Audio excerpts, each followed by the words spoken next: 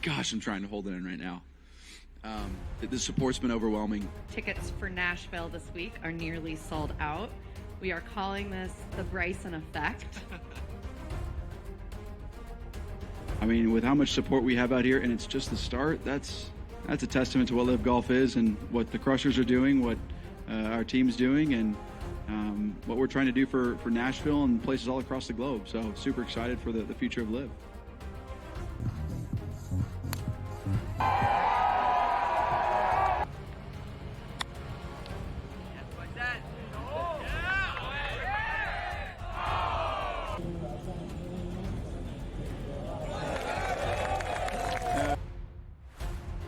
It was nice to at least walk down the last few holes, or at least the last hole, knowing that it was pretty much done. It's never safe, but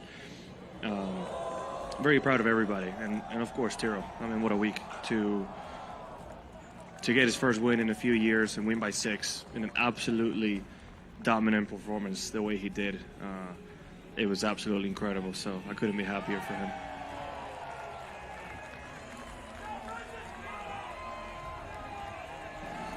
Certainly with not winning for 3.5 years, you kind of naturally question if you can do it again. So I'm just proud of myself to be able to get through that and play the way I did.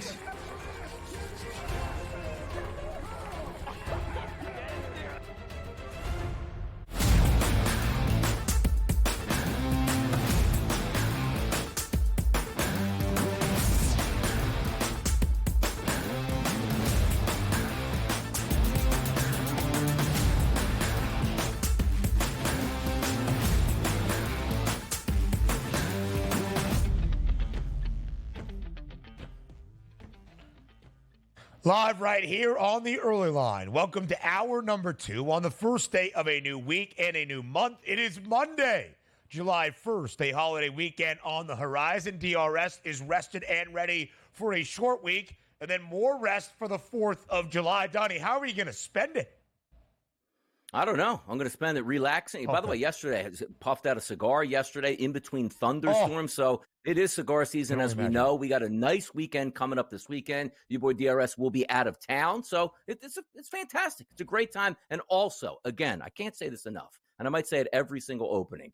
Did you know July means it's NFL football season? Like, we've waited long enough. The cold winter is behind us here. All of those sports that we're watching going, we don't think it's ever going to be NFL season. And it's a few short weeks. You're going to see shorts and helmets. And then I'm going to say to myself, why did I wait for this? How boring is this? Get me to the regular season. I love it, DRS, because we are so close, just a few weeks away. Rookies start to report as early as the middle of July as we get ready for the Hall of Fame game between the Bears and the Texans. Yeah, that's August 1st, by the way, just a month away. Now we go around the weekend, and we'll get to something in just a little bit. Now, Donnie said he's taking a vacation this weekend. That never, ever happens. But DRS, as we go back through the weekend in the Motor City at the Rocket Mortgage Classic at Detroit Golf Club for the second time in the event's history, Cam Davis, the Australian, becomes the first ever repeat champion, winning once again in 2024 in Detroit. Cam Davis victorious. Yeah, exactly. And also, what do you get with that? Maybe a free refinance of your mortgage? We don't need that now if you're going to be winning tournaments and pocketing a few $1 million.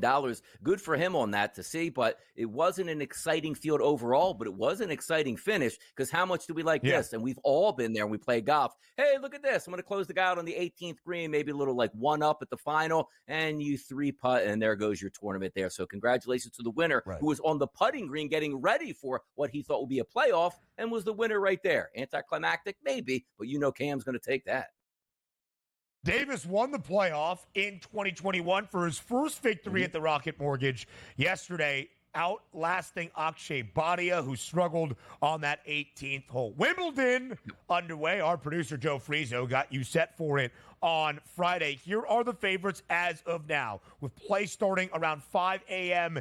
Eastern time as of this Monday morning. Jannik Sinner, the favorite, world number 1, plus 190, in front of Carlos Alcaraz at plus 220. Nikola don't call him Jokic, Novak Djokovic at plus 340, the third best number. And big news this morning, Aryna Sabalenka out with a shoulder injury. She was the favorite yesterday, flipped to Iga Swiatek early last night, but Sabalenka had the second best price. She is now out of Wimbledon, one of the front runners to win the women's title.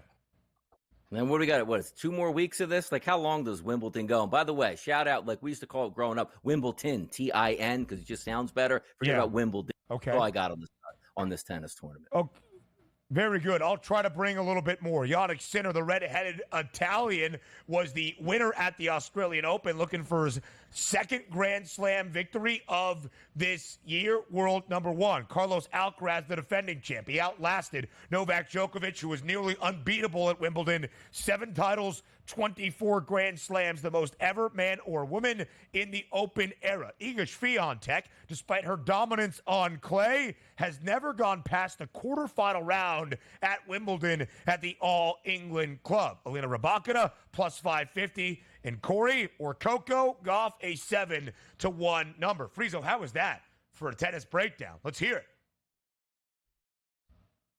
Okay, he sounded very enthused. Anyway, as we keep it going, in terms of the championships over across the pond, from England to Germany we go, where England survived yesterday in the Euro round of 16. They score into stoppage time, and then in extra time, they score the game winner. Jude Bellingham, the bicycle kick goal in stoppage time, and then Harry Kane delivers in the first minute of extra time. Gareth Southgate lives to fight another day as the manager of this English national team. They remain the favorites to win the Euros.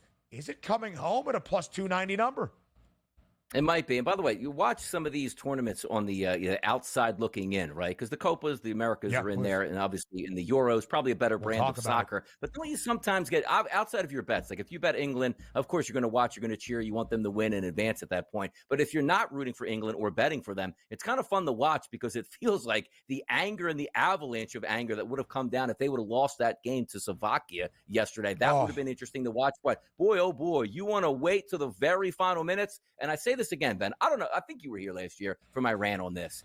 Why don't we just play soccer the way you play it when you're down a goal with like 5 minutes to go? It's much more exciting. Make me commissioner. We will have so many rule changes because the entire game was boring as all get out until the final 5 minutes in extra time. Let's make everything like extra time. It's a win-win. Listen, I'm not going to fault you in your statement. Again, I will say it probably overlooks how soccer or the beautiful game is played and centuries of it in Europe. Listen, it's not your game. It's all right. That's understandable. By the way, anything that happens with Georgia, as Spain beats Georgia yesterday 4-1 in the knockout round, Kirby Smart is probably taking as a slight of his dogs for a college football season. Today, it is France versus Belgium. Portugal still on to this knockout round despite a shaky group play. They will take on Slovenia. But it's a huge day in Kansas City for Team USA, the United States men's national team, trying to avoid failure on the international stage once again. They take on South American powerhouse Uruguay.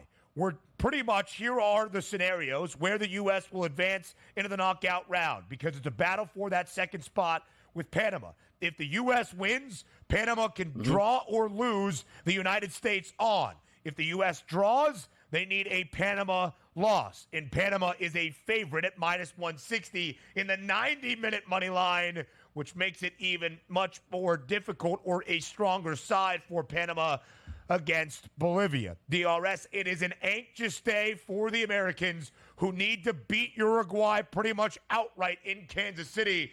Can Team USA, led by Greg Berhalter, maybe on his final day as the skipper of the Americans, get it done in KC? Look, hear me out. Sometimes you have to take 2 steps back in order to take 1 step forward. Everybody knows this coach shouldn't be here for Team USA. What do you want to do? Extend it and get into the round of 16 and then get knocked out here? Get blown out in this game tonight. Make sure everybody's held accountable, including the coaches, and then you head on into the World Cup. And correct me if I'm wrong. Like, we are hosting the World Cups no matter what happens anywhere, any place, at any time. We automatically get to play in that. So don't worry about it. Who cares if we win or lose tonight? It's better if we probably lose tonight just to get rid of the coach who I haven't heard one person here, and I'm not a big soccer guy, that has backed this coach like, you know what? This got to lead us into the next millennium. Like, nobody likes this guy. Lose, get him out, restart. That's the only way to do it.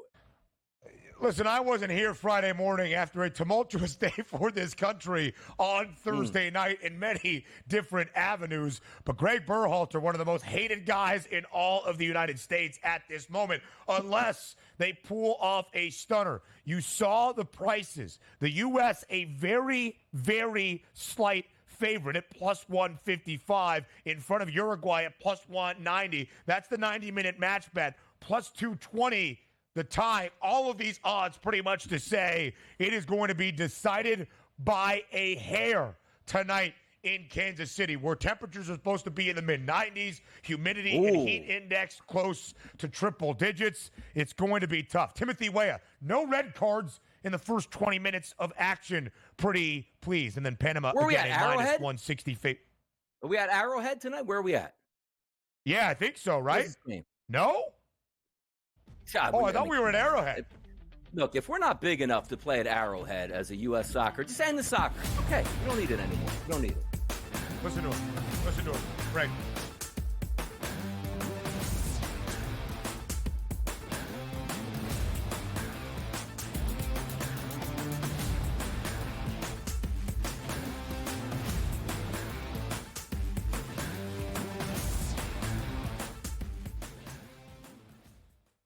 SportsGrid, your 24/7 sports wagering network.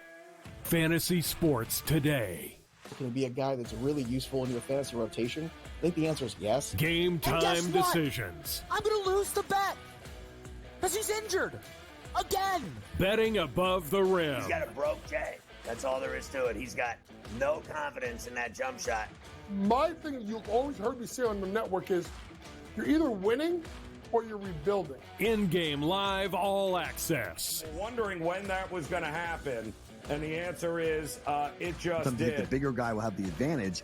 Well, if the little guy can move, Joe, it's hard to hit the little guy sometimes when you're a big boy, right? In-game live, prime time. 40-1, I'm going to take a little flyer on Justin Rose. In-game live, overtime. As you sit here and listen, watch right now, you may want to consider placing that bet. It's smarter to be on SportsGrid. I think the one comparison that I'd like to make that reminds me of Tiger is Scotty's ability to make shots on a Sunday look like shots on a Thursday. And Tiger was so good at doing that too. In the high pressure leverage moments, he didn't lose a step. You know, he was still able to hit it pin high. He's still knocking down flag sticks. He doesn't miss-hit it. Only on SportsGrid. The Bostonian versus the book. I mean, here's the question. I know hockey players are pretty superstitious. Do they start to ask themselves the question of being like, we signed Corey Perry? We did what? No. We signed Corey Perry? Good news, boys. We're going to the Cup Finals. Bad news, boys. We're losing. At some point, you got to win one for Corey. Right? I guess Get on the team and like, wow, this guy, we gotta win one here. The Bostonian versus the book.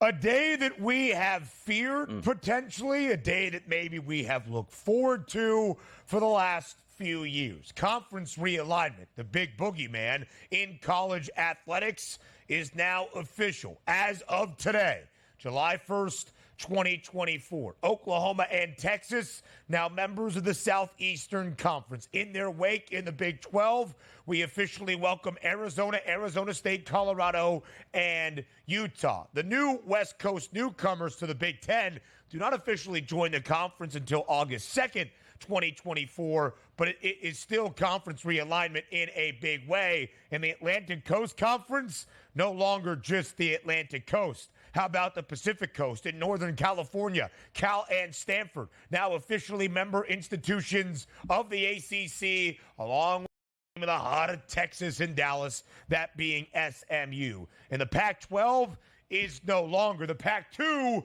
still exists, the left-behind programs of Oregon State and Washington State. DRS, a day that we have talked about for many years after Oklahoma and Texas made the move back in the summer of 2021 to announce their departure from the Big 12 to join the SEC. That was followed by UCLA and USC. Last summer, everything with the dissolution of the Pac-12, Oregon and Washington joining the teams from LA in the Big 10, and the four corner schools making their way to the Big 12. A day that we have looked at for a very long time is now official.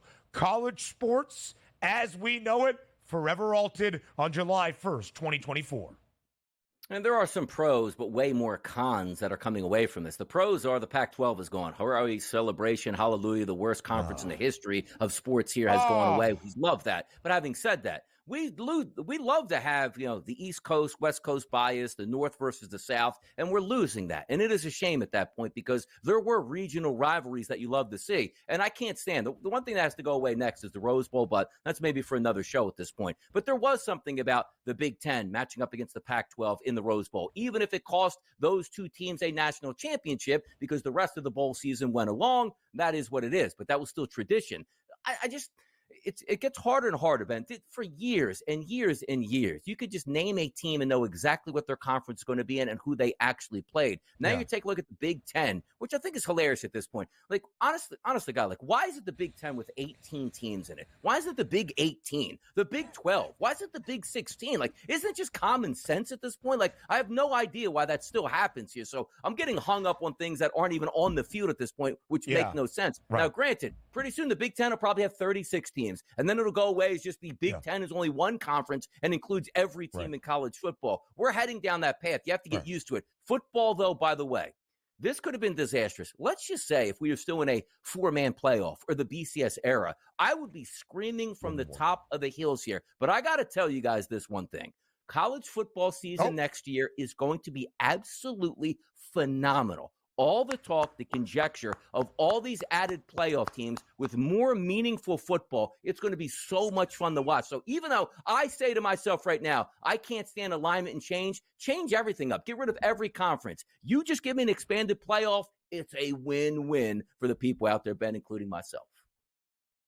I never thought in the history of doing the early line that I would ever agree with my co-host Donnie Rightside on a point that he brings up about any change or altered landscape in college sports.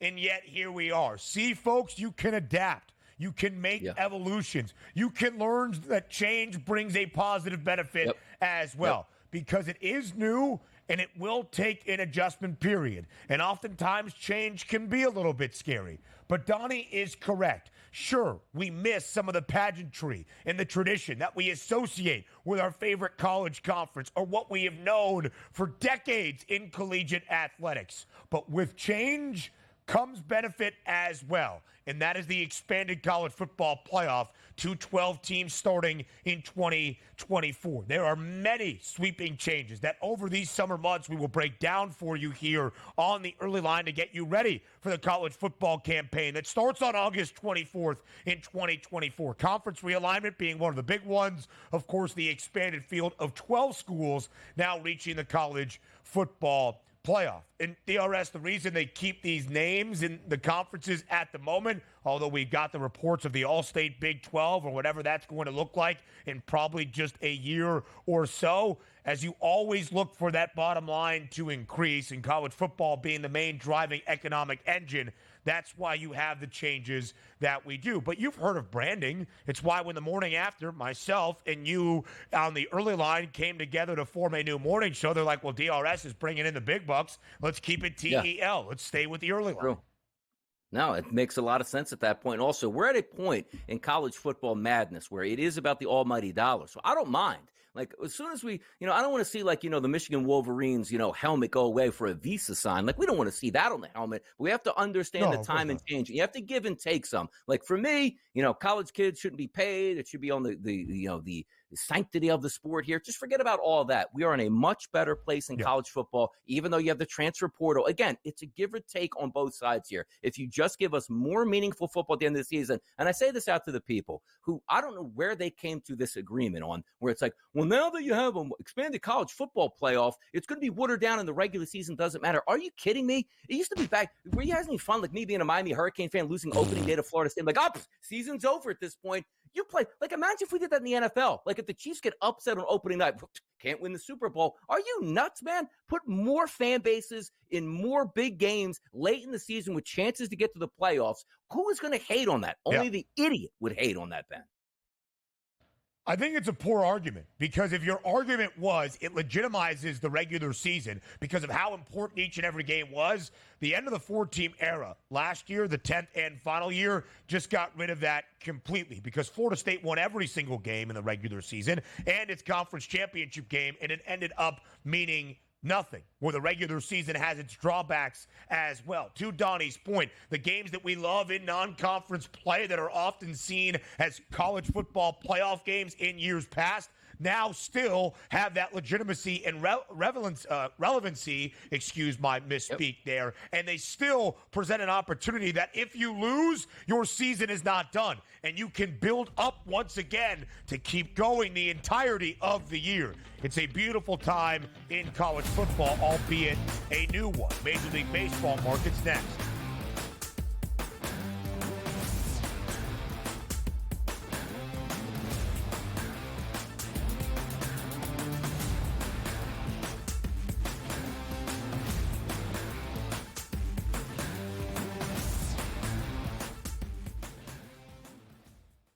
SportsGrid, your 24/7 sports wagering network. Fantasy sports today. Can he be a guy that's really useful in your fantasy rotation? I think the answer is yes. Game time decisions. I'm going to lose the bet because he's injured again. Betting above the rim. He's got a broke J. That's all there is to it. He's got no confidence in that jump shot. My thing you've always heard me say on the network is you're either winning or you're rebuilding. In-game live, all access. Wondering when that was going to happen, and the answer is it just Sometimes did. the bigger guy will have the advantage. Well, if the little guy can move, Joe, it's hard to hit the little guy sometimes when you're a big boy, right? In-game live, prime time. 40-1, I'm going to take a little flyer on Justin Rose. In-game live, overtime. As you sit here and listen, watch right now, you may want to consider placing that bet. It's smarter to be on SportsGrid. I think the one comparison that I'd like to make that reminds me of Tiger is Scotty's ability to make shots on a Sunday look like shots on a Thursday. And Tiger was so good at doing that too. In the high pressure leverage moments, he didn't lose a step. He was still able to hit it pin high. He's still knocking down flag sticks. He doesn't miss-hit it. Only on SportsGrid. The Bostonian versus the book. I mean, here's the question. I know hockey players are pretty superstitious. Do they start to ask themselves the question of being like, we signed Corey Perry? We did what? No. We signed Corey Perry? Good news, boys. We're going to the Cup Finals. Bad news, boys. We're losing. At some point, you got to win one for Corey. Right? I guess Get so. on the team and like, wow, this guy, we gotta win one here. The Bostonian versus the book.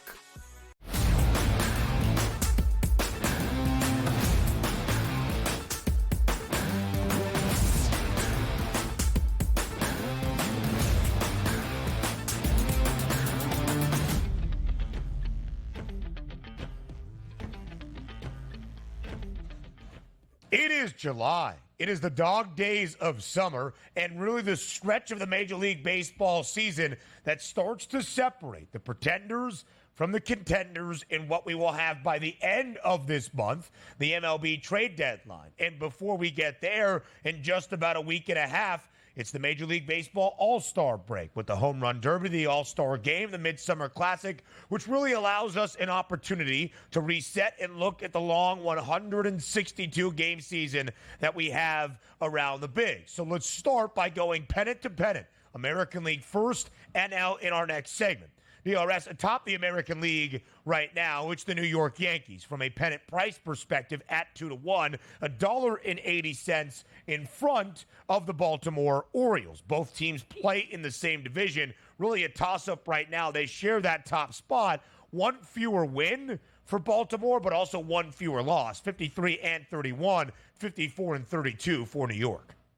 Yeah, they're going to battle all summer long, and rightfully so. 1 through 9, I like both of these lineups here, like the pitching staffs, like the bullpens, and is it any surprise, I should say, that we're July 1st and these two teams are in the de facto tie? But also, let's keep in mind, sometimes teams get on hot streaks, and we'll just take a look at the American League right now, and we'll take the 4 front runners, as I like to say, over the 3 divisions, because that does include the Yankees and the Orioles. Look at them in the last 10 games, man. Orioles 4-6, Yankees 3-7. Take a look at the Guardians here, 6-4, not really running away with it, just playing decent baseball. The Mariners 3-7. So you're finding some of these teams where you can't play great baseball all the way through, but it's just how you manage those times with injury and also just not playing well and still trying to keep your team focused. But if we are looking at the Orioles and the Yankees, are we going to be surprised if nobody separates themselves within 3 games right through to the end of September? Yeah. I won't be there, which again sets up that trade deadline, which if you are another team in baseball, and let's just say you're not going anywhere, and I don't know if the Toronto Blue Jays want to throw up their hands at this point and say, we got a couple veteran pitchers that we could let go here, and then you have that arms race, because it almost comes down to, well, if I'm the Yankees, I'd like to add a pitcher, but more importantly, I want to keep these pitchers away from the Baltimore Orioles. So it sets up an unbelievable rivalry just in the AL East throughout the summer, but I'm still going to stick to my guns here. Even though the Yankees aren't playing great baseball as of late, loved what I saw yesterday out of Garrett Cole, even if it was a Cy Young performance. It was just a competent performance with something to build on, and I've told you, the Yankees were my favorite team in the American League all the way through. I'm not going to change that now, even though they're not playing great baseball and a de facto tie with the Orioles. I think when you look at the American League pennant prices, the top 2 feel justified. It's everything after that to really figure out if any team, at least as of right now, we have seen the expanded postseason in Major League Baseball be quite chaotic the past few Octobers, but at least as of right now. Because Baltimore and New York are battling for the top spot in the American League East. New York, more wins, but more losses. It's the same story for Baltimore in comparison to the Guardians. We'll talk the Centrals in just a moment. But, Donnie, really it's a story about the American League West as well. The Mariners have dropped 8 of their last 11. Houston has won 9 of its last 10. The Astros above 500 for the first time this year, and a plus 850 price on the Stros. Seattle 7-1. I think there is some value on Houston. Favored to make the postseason in minus money as of right now, but only a 3.5 game difference in the American League West. Seattle remains the favorite, minus 160. Houston plus 165.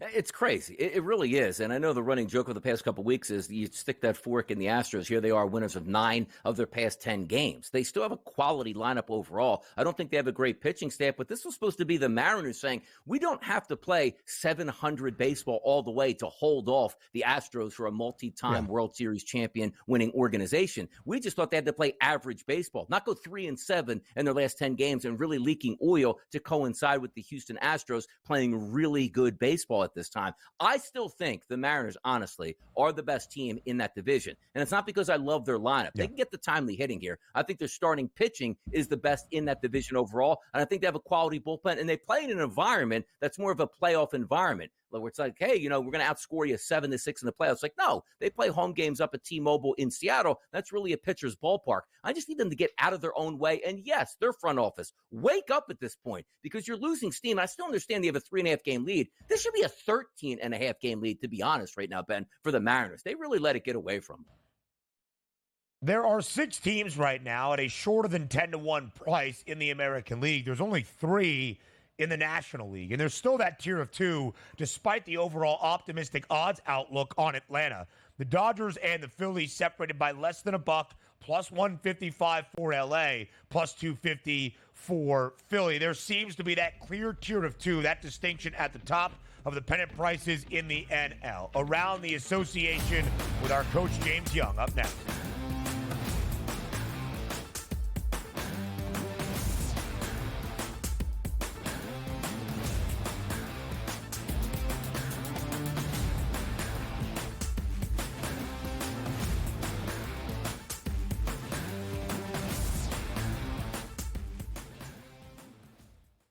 SportsGrid, your 24/7 sports wagering network. Fantasy sports today. Can he be a guy that's really useful in your fantasy rotation? I think the answer is yes. Game time decisions. I'm going to lose the bet because he's injured again. Betting above the rim. He's got a broke J. That's all there is to it. He's got no confidence in that jump shot. My thing you've always heard me say on the network is you're either winning or you're rebuilding. In-game live all access. Wondering when that was going to happen, and the answer is it just Sometimes did. the bigger guy will have the advantage. Well, if the little guy can move, Joe, it's hard to hit the little guy sometimes when you're a big boy, right? In-game live, prime time. 40-1, I'm going to take a little flyer on Justin Rose. In-game live, overtime. As you sit here and listen, watch right now, you may want to consider placing that bet. It's smarter to be on SportsGrid. I think the one comparison that I'd like to make that reminds me of Tiger is Scotty's ability to make shots on a Sunday look like shots on a Thursday. And Tiger was so good at doing that too. In the high pressure leverage moments, he didn't lose a step. You know, he was still able to hit it pin high. He's still knocking down flag sticks. He doesn't miss-hit it. Only on SportsGrid. The Bostonian versus the book. I mean, here's the question. I know hockey players are pretty superstitious. Do they start to ask themselves the question of being like, we signed Corey Perry? We did what? No. We signed Corey Perry?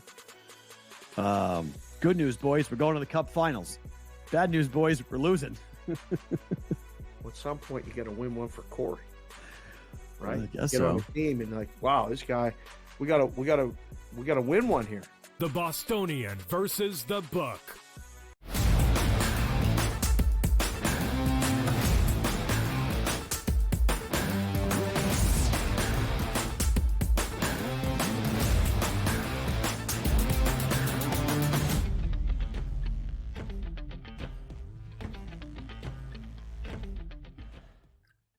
Right back here on the early line on this Monday morning. It is July 1st, and NBA free agency is now officially underway. It actually started yesterday, 6 p.m. Eastern time on the final Sunday in June as we welcome on our coach, James Young, JY, for his assessment of what we have seen early on. JY, thanks for being here to start off this new week and new month on the early line. Good to be on with you. Nothing like starting July 1st free agency on June 30th at 6 at night, but it seemed like we kind of got rolling in the middle of the night once PG signed with Philadelphia. Because the free agency frenzy was not necessarily there like years past when you see multiple, sometimes double-digit blockbuster big deals right as that free agency window opens. But in the overnight hours, the big blockbuster did in fact come. Philadelphia and Paul George agreeing to a 4-year, $212 million deal as PG leaves L.A. after 5 seasons with the Clippers and now is the newest member of the Philadelphia 76ers. So, JY, as we look at Paul George joining Philly, is he that missing third piece alongside Tyrese Maxey and Joel Embiid to make Philadelphia a legitimate NBA title contender? If he could stay healthy, absolutely. This is a guy that can go get a bucket. It should drop the usage rate of Joel Embiid a little bit, and it should also space the floor because PG-13, for all of his athleticism, guys, is a pretty good shooter from 3. So to bring that 3-point marksman in there, let's say, if you think about last year, Tobias Harris, Paul George. Obviously, Paul George is a humongous upgrade in his ability to shoot the ball. And although he has his times when he struggles in a big spot, he still is a prolific scorer. So Paul George, that last year shot the ball 41.3% from three. This is a huge upgrade for Philadelphia, along with getting Kelly Oubre back, signing Andre Drummond to kind of beef up the bench over someone like a Paul Reed. We got to see how they fill out the roster. Eric Gordon coming in to help out the bench. If they could stay healthy, and this is a big if because you're talking about Embiid and Paul George, if they could stay healthy, Philadelphia is right there with Boston, maybe it's notch below, to win the East. I like it. I like where you're coming from, Coach, here. But let me ask you this quick question as well. We're taking a look at Paul George. Escape from Los Angeles. We have look at an ownership group because it's one thing that with the Clippers that we know, they're not pinching pennies here. They have the wealthiest owner in the NBA. Why was there a line drawn in the sand where they said, we're not moving off 3 years to go to 4 years, which is what Paul George wanted? And quite frankly, if he got the 4 years, Coach, he never would have left Los Angeles. Donnie, this is like the wildest part of the whole equation, right? Because Steve Ballmer has more money than anybody in the league. Yep. Mm-hmm. He didn't give 4 years because he only gave Kawhi 3 years. But then James Harden, who is definitely on the decline, I know it's only 2 years, got $35 million a year. So think this ain't adding up right now with the Clippers. And you thought that with the Clippers going into that new arena, right, that they were going to put all their chips in the middle of the table and make a run. Now, listen, I know you can sit there and say, oh, well, Paul George misses a lot of games. No one misses more games than Kawhi. So to me, if it was the difference of giving him an extra year, a fourth year, give him the fourth year. He wasn't asking for 5. Give him 4 years. If they give him 4 years, he doesn't come east. Simple as that. So, JY, as we look at the strict odds perspective, last week when we were all together, we were looking about a celebratory 24-hour span for the New York Knicks. The trade of Mikal Bridges, bringing him to this Knicks organization, the re-signing of OG Anunoby. The Knicks had the second best price to win the Eastern Conference at plus 350. Now, after the signing of Paul George, the 76ers, second best price at 4-1 in front of the Knicks at plus 450. Both teams trailing Boston, who remain the favorites all along at plus 145. We pretty much, in our discussions about the ceiling of New York, now with Mikal Bridges, said the same thing. Everybody out east playing for that second spot, still a peg behind the Celtics. Is that still the same conversation after Paul George goes to Philadelphia? Yeah, it's still the Celtics. I mean, let's be honest. This is a young core that basically blew everybody out in the playoffs, right? We could stop the whole, this guy got hurt, that guy got hurt. You got to play who you play. And they beat everybody. And they beat them down in the playoffs. And they were the best teams in the regular season. So we can't even go with who they beat in the playoffs. So to me, Boston is still the clear. There's still the point is this. With New York being 50 cents behind the Sixers to come out of the East, the Hartenstein factor is still the big piece with the Knicks that needs to be figured out. Obviously, yesterday, he met in Eugene, Oregon with Oklahoma City Thunder. There was no deal done yet. Kind of odd, guys, because you don't really fly all the way out there for that most of the time. Usually when you fly out there, you lock it up. You lock up the deal. So if the Knicks re-sign Hartenstein, I think they maybe go to right at $4 with the 76ers tied up. But if Hartenstein doesn't come back, they still should be 50 cents behind because of the pedigree of the scoring of Paul George, Joel Embiid, Tyrese Maxey. By the way, shout out to Tyrese Maxey. Got a boatload of money this morning. So Philadelphia, Daryl Morey is doing what he does, which is make moves.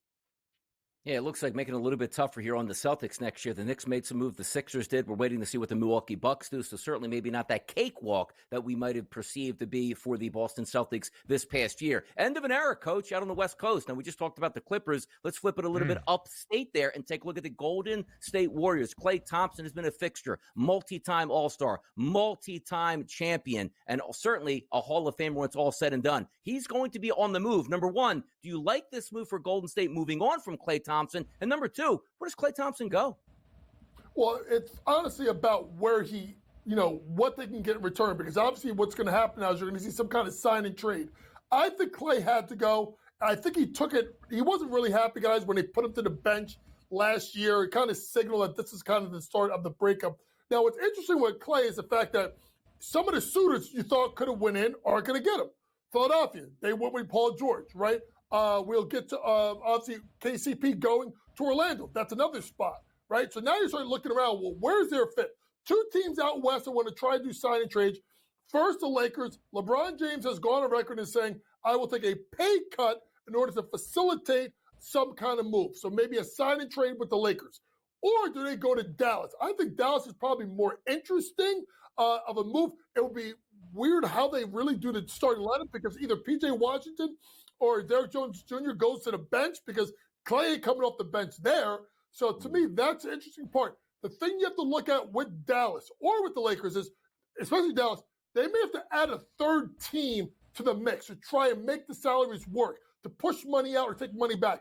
That's where you're starting to hear a little bit overnight of the Knicks, who have to ship about $5 million in regards to make the Mikal Bridges trade work. They don't want to send Deuce across the river and get him burned. Maybe that's a way of getting the Knicks in a set salary so they can go ahead and try and get Isaiah Hartenstein to come back. The end of an era in Golden State, indeed. A 5-time NBA All-Star, a 4-time NBA champ with the Dubs. Steph drafted in 2009, Clay in 2011 out of Washington State, and Draymond Green in the second round in 2012. So, JY, you talked about the Clippers a little bit, the weird move to extend James Harden with the amount that he made, but let PG walk. They made some other moves yesterday, like maybe Russell Westbrook's time coming to a close in L.A. Often in the last few years, JY, the Clippers have been a front runner in the Western Conference, now a 30-1 price and 50-1 to win the NBA title this upcoming season. What should the Clippers' viewpoint be for 2024-25? It's all about who they bring in because you let PG-13 walk out the door with absolutely nothing. You let Russ walk out the door with absolutely nothing. Mason Plumlee went and left as well. They're in a stage of flux, which, like I said, sounds odd for a guy that's the richest owner in the NBA and all he wants to do is win. And a new arena coming to downtown Los Angeles next year as well. Interesting times for the Clippers, resetting of the expectations. More moves around free agency up next.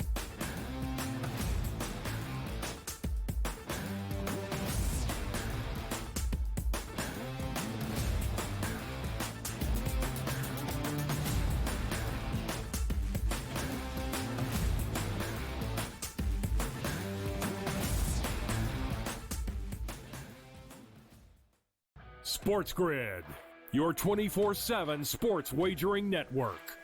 Fantasy sports today. Can he be a guy that's really useful in your fantasy rotation? I think the answer is yes. Game time decisions. I'm going to lose the bet because he's injured again. Betting above the rim. He's got a broke J. That's all there is to it. He's got no confidence in that jump shot. My thing you've always heard me say on the network is you're either winning or you're rebuilding. In-game live all access. Wondering when that was going to happen, and the answer is it just Sometimes did. the bigger guy will have the advantage. Well, if the little guy can move, Joe, it's hard to hit the little guy sometimes when you're a big boy, right? In-game live, prime time. 40-1, I'm going to take a little flyer on Justin Rose. In-game live, overtime. As you sit here and listen, watch right now, you may want to consider placing that bet. It's smarter to be on SportsGrid. I think the one comparison that I'd like to make that reminds me of Tiger is Scotty's ability to make shots on a Sunday look like shots on a Thursday. And Tiger was so good at doing that too. In the high pressure leverage moments, he didn't lose a step. You know, he was still able to hit it pin high. He's still knocking down flag sticks. He doesn't miss-hit it. Only on SportsGrid. The Bostonian versus the book. I mean, here's the question. I know hockey players are pretty superstitious. Do they start to ask themselves the question of being like, we signed Corey Perry? We did what? No. We signed Corey Perry? Good news, boys. We're going to the Cup Finals. Bad news, boys. We're losing. At some point, you got to win one for Corey, right? I guess Get so. on the team and like, wow, this guy, we gotta win one here. The Bostonian versus the book.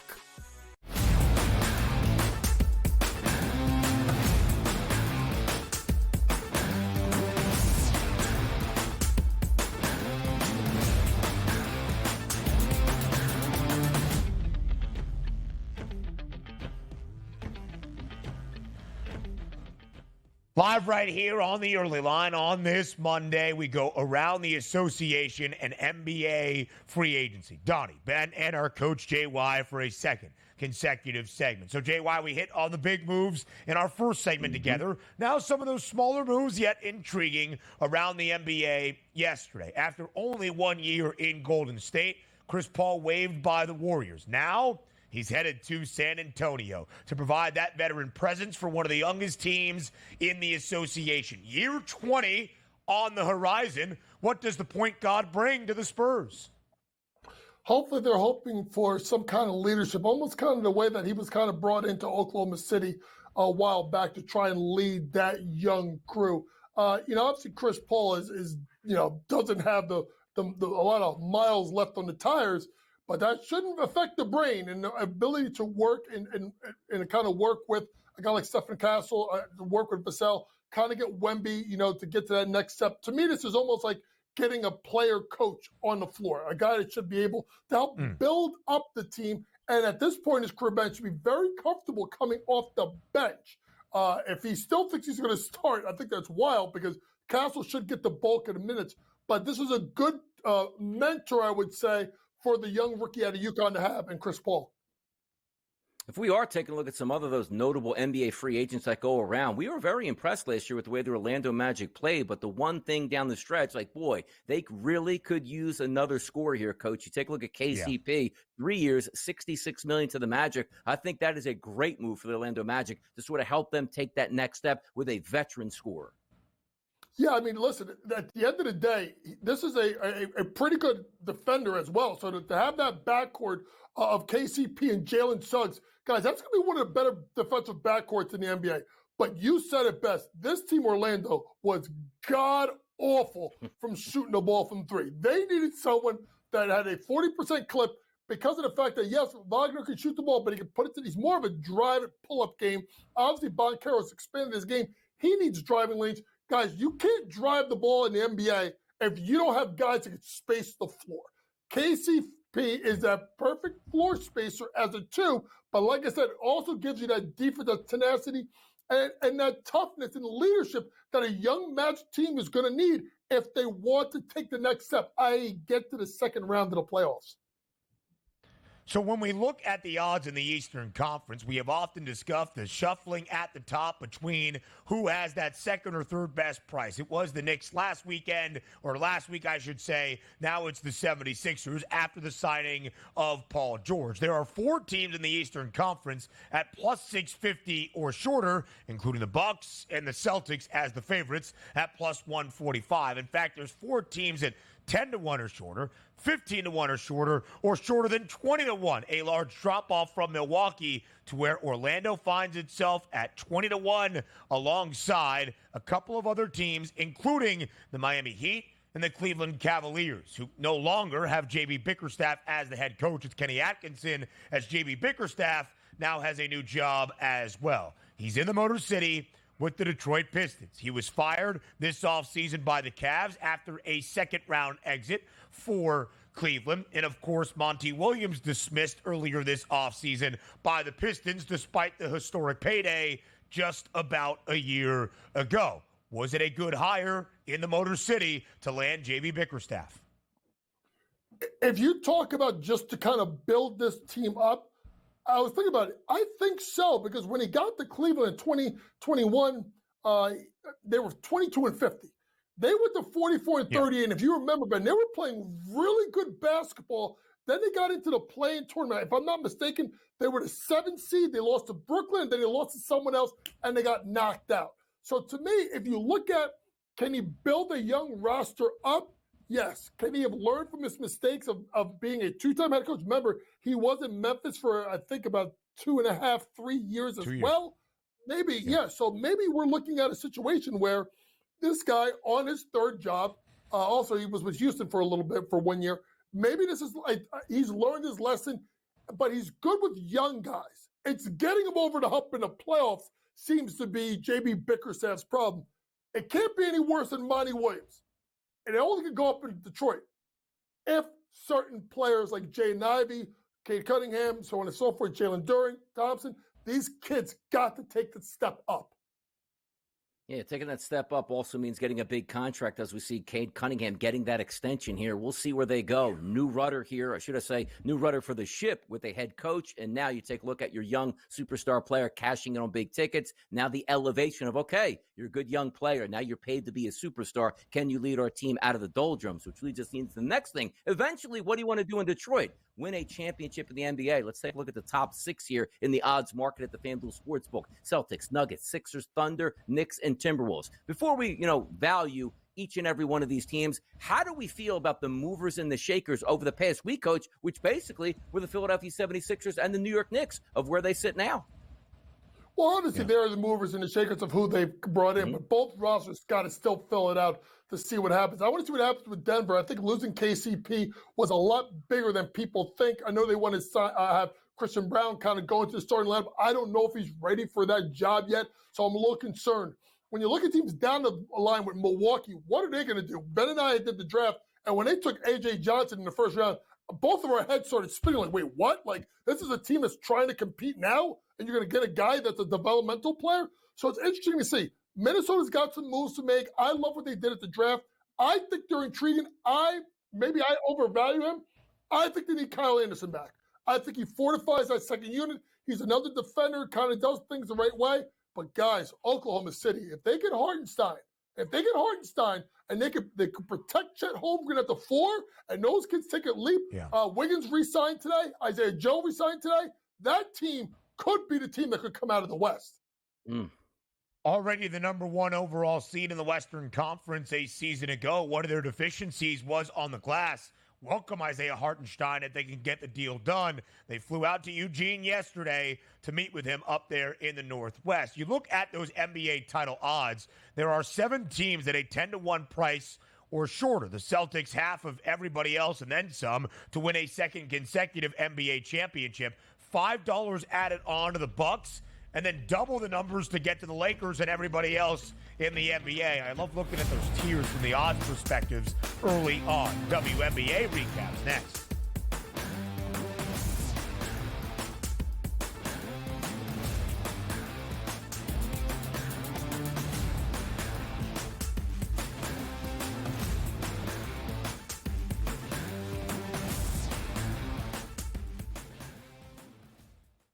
SportsGrid, your 24/7 sports wagering network. Fantasy sports today. Can he be a guy that's really useful in your fantasy rotation? I think the answer is yes. Game time decisions. I'm going to lose the bet because he's injured again. Betting above the rim. He's got a broke J. That's all there is to it. He's got no confidence in that jump shot. My thing you've always heard me say on the network is you're either winning or you're rebuilding. In-game live all access. Wondering when that was going to happen, and the answer is it just Sometimes did. the bigger guy will have the advantage. Well, if the little guy can move, Joe, it's hard to hit the little guy sometimes when you're a big boy, right? In-game live, prime time. 40-1, I'm going to take a little flyer on Justin Rose. In-game live, overtime. As you sit here and listen, watch right now, you may want to consider placing that bet. It's smarter to be on SportsGrid. I think the one comparison that I'd like to make that reminds me of Tiger is Scotty's ability to make shots on a Sunday look like shots on a Thursday. And Tiger was so good at doing that too. In the high pressure leverage moments, he didn't lose a step. You know, he was still able to hit it pin high. He's still knocking down flag sticks. He doesn't miss-hit it. Only on SportsGrid. The Bostonian versus the book. I mean, here's the question. I know hockey players are pretty superstitious. Do they start to ask themselves the question of being like, we signed Corey Perry. We did what? No. We signed Corey Perry? Good news, boys. We're going to the Cup Finals. Bad news, boys. We're losing. At some point, you got to win one for Corey, right? I guess Get on so. the team and like, wow, this guy, we gotta win one here. The Bostonian versus the book.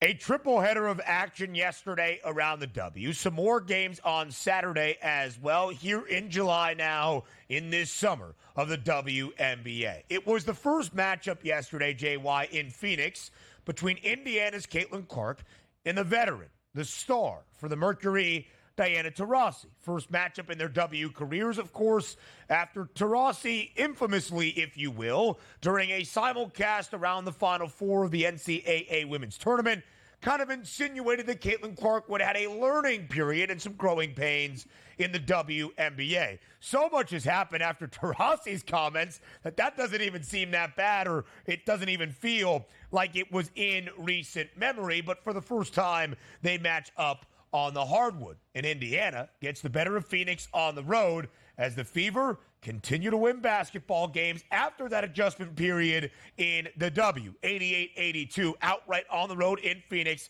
knocking off the Mercury. What was your reaction, JY, to what you saw yesterday in the desert? Well, to me, neither one of the two shot the ball well. Caitlin Clark or Diana Taurasi combined, I think 9 of 28 from the floor, 4 of 20, I do believe, from three. So neither one of them played particularly well. But to me, it was just a team in Indiana. Ben, you said it best. They're just getting better. They're getting better. They're finding themselves ways to win, and they're competitive. But it's also the fact that when they don't have Caitlin Clark go off, they're finding ways to beat you other ways. Obviously, you look at the way Alyssa Smith going with a 12 and 15 double-double. Aaliyah Boston, who I've talked about, as she starts to play better, the team elevates. 17-8. Kelsey Mitchell with the big three-pointer, I think, inside of 30 seconds to give them the lead. They're playing well. And a team that I was looking at saying that they had to go on this West Coast trip or this 5-game road trip, and they had to win at least 2 of them. Well, now they got their second. So to me, now they're looking at playing at Las Vegas tomorrow. Be a big match. But Las Vegas team is playing better, but still are up and down at times.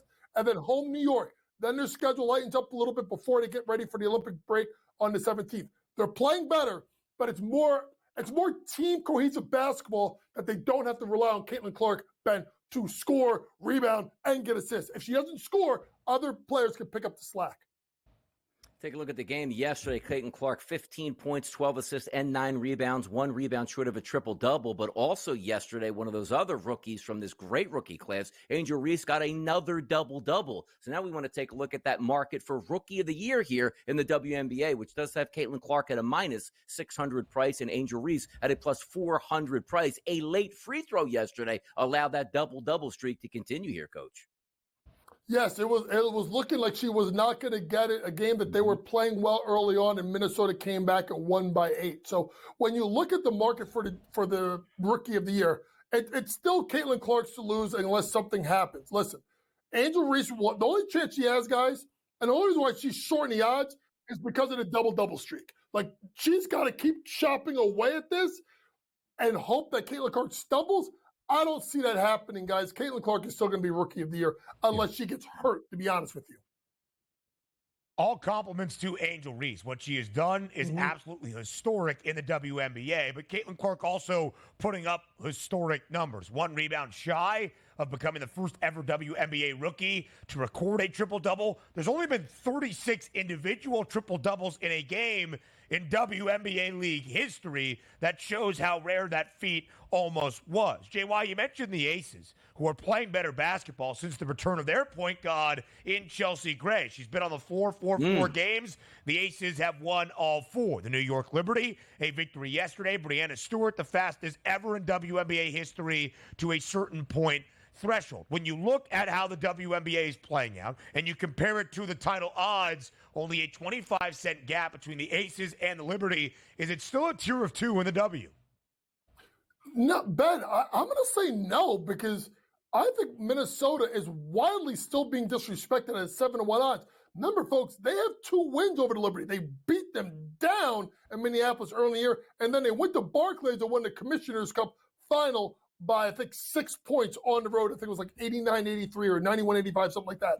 So this Connecticut Sun team, with Nafisha Collier, who is now the second favorite, I mean, she's way behind, obviously, Asia Wilson. They got Cheryl Reed. They got Asia's going to win. but they're playing well. Let's see what happens when Diamond Miller comes back. That's another boost for the Minnesota Lynx. 16-3 for New York, but Minnesota and Connecticut 14-4, tied for the second best records. And we've got some breaking news in the NBA. So JY will stay here. We'll be back after the commercial break for hour 3.